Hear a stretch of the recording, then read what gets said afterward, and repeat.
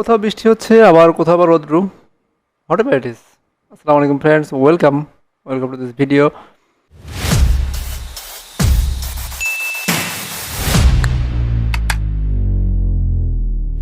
ওয়ার্ল্ডে পুরোটাই full of people, but এই মানুষগুলোই দেখেন লেবাননে কী ঘটনা ঘটতেছে দেখছেন। মানে মানুষদেরকে মারতেছে, আবার তাদের পক্ষে কথা বলার মতো কোনো লোক নেই। আবার তারা যখন ফাইট ব্যাক করে তখন আবার তাদের বিরুদ্ধে আবার অ্যাকশন নেওয়ার তারা ব্যবস্থা করে। মানে পুরো ওয়ার্ল্ড যেখানে একটা জায়গাতে বসে, জাতিসংঘ যেটাকে আই থিঙ্ক ইটস ইউজলেস। জাতিসংঘ যেটাকে বলা হয় এটা আসলে নির্দিষ্ট কিছু গোষ্ঠী বা নির্দিষ্ট কিছু দেশের জন্য বা তারা স্বার্থ রক্ষা যারা কাজ করে, অ্যাকচুয়ালি ওয়ার্ল্ডের মানুষদের জন্য এটা অ্যাকচুয়ালি কাজ হিসেবে করে না। আর যেটা করছে এটা স্বাভাবিক। আমরা অনেক সময় চিন্তা করি কি হ্যাঁ এই এই জিনিসটা স্বাভাবিকভাবে কাজ করা উচিত, এটা ভালোভাবে চলবে। আপনি দেখুন, নদী কিন্তু তার নির্দিষ্ট গতিতে চলবে, এটাই কেউ বাধা দিতে পারবে? হ্যাঁ পারবে। যখন বাধা দিবে তখন ওর পথে একটা বাধা হয়ে দাঁড়াবে, তখন ওর রাস্তা ও চেঞ্জ করবে, কিংবা সেটা হতে পারে নদীতে কেউ বাঁধ ড্যাম দিতে পারে, কিংবা বাঁধ দিতে পারে, দিয়ে নদীকে অন্যদিকে প্রবাহিত করতে পারে বা নদীর পানিটা আটকে রাখতে পারে। তখন দেখা যায় যে আপনার নদীর পানিটা আর নদীর স্বাভাবিক গতি সেটা নষ্ট হয়, নদীর যেদিকে যাওয়ার কথা সেটা নষ্ট হয়। তো স্বাভাবিকভাবে কিন্তু নদী কিন্তু নদীর মতো করেই চলবে। নদী চলবে, নদীতে মাছ হবে, সৃষ্টি করতে যাবে, তৈরি করে দিচ্ছে, সেমভাবে চলবে। কোনো এটা নিয়ে কাউকে কোনো চিন্তা করতে হয় না, কোনো মানুষকে চিন্তা করতে হয় না। কিন্তু মানুষ যেভাবে পৃথিবীতে চলবে, মানুষের এখানে খাওয়ার ব্যবস্থাও রয়েছে, কিন্তু মানুষ যখন মানুষকে কন্ট্রোলের ব্যবস্থা নিল, মানুষকে কীভাবে কন্ট্রোলের ব্যবস্থা নিল দেখুন।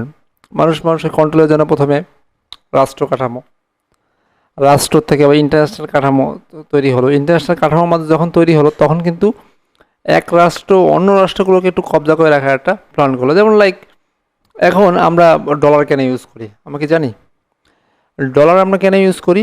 ডলার কিন্তু আমাদের মুদ্রা না। কাদের মুদ্রা এটা? ইউএসের মুদ্রা, আমেরিকার মুদ্রা। তো আমেরিকার মুদ্রা আমরা কেন ইউজ করি? পুরো ওয়ার্ল্ড কেন এটা ইউজ করে? কারণ তাদের বুলিং পাওয়ার আছে। আপনি যদি তাদেরটা ব্যবহার না করেন, তারা এসে গায়ের জোর খাটাবে, যেটা তারা দেখাচ্ছে বর্তমানে ফিলিস্তিন, ইসরায়েল বা ইসের সাথে লেবাননে যে ঘটনাগুলো ঘটতেছে। দেখুন সেখানে কিন্তু গায়ের জোর যার, সে সেই জোর দেখাচ্ছে, একদম স্পষ্ট এটা। মানে এটা অনেক সময় মনে হয় কিন্তু না, আমরা হয়তো চিন্তা করি যে আমরা হয়তো নিয়ম মাইনে চলি না, কিন্তু ওই দূরে যাদেরকে দেখতেছি ওরা হয়তো অনেক সভ্য। আসলে তা কিন্তু না। দেখেন এখানে কিন্তু সভ্যতার তো কোনো লিমিট নাই।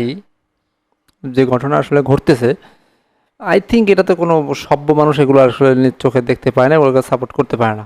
বাট তারা এগুলো চোখে দেখতেছে এবং এগুলো দেখে চুপ করে আছে, এবং যখন তারা নিজেরা যখন তারা ফাইট ব্যাক করে, তখন তারা যে আবার তাদের পিছনে লাগে এনিওয়ে।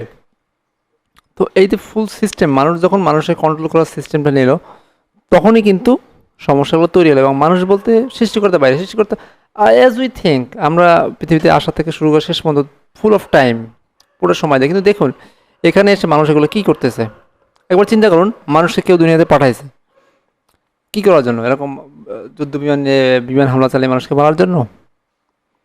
এভাবে মানুষের এক দেশের মানুষ অন্য দেশকে মানুষকে কষ্ট দেবে এটার জন্য? মানুষকে মারার জন্য? তো কী কারণে সৃষ্টিকর্তা মানুষকে পৃথিবীতে পাঠিয়েছে? It's very thinkful. এটা খুবই চিন্তার বিষয়। আপনি চিন্তা করে দেখুন কেন পাঠিয়েছে এগুলো করার জন্য?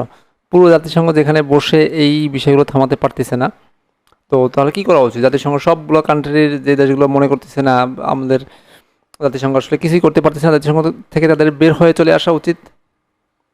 I think it's useless, totally useless. কী করতেছে তারা এখানে বসে বসে? মানুষ এখানে মরতেছে আর তারা বসে বসে তাকায় তাকায় দেখতেছে, আর যারা মারতেছে তাদের পক্ষে তারা সাপোর্ট হিসেবে তারা কাজ করতেছে।